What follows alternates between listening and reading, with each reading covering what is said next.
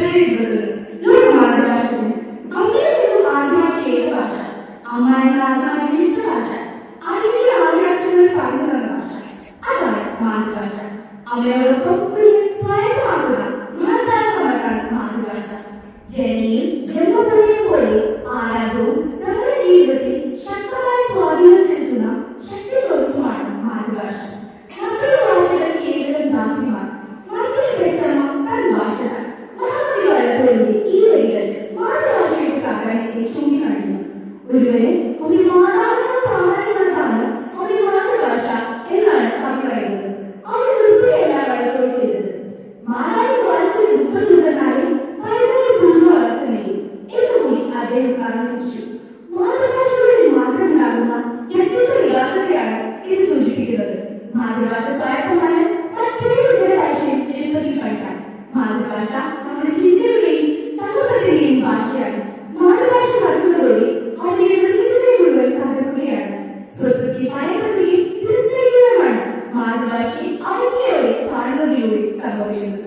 മലയാളത്തെ സംബന്ധിച്ചിടത്തോളം പ്രൗഢവും സമ്പന്നവുമായ ഒരു ഭാഷയുടെ അനുഗ്രഹം തിരിച്ചറിയാൻ നമ്മൾ 1999 നവംബർ 17 യുനെസ്കോ ലോക മാതൃഭാഷാ ദിനം പ്രഖ്യാപിച്ചത്.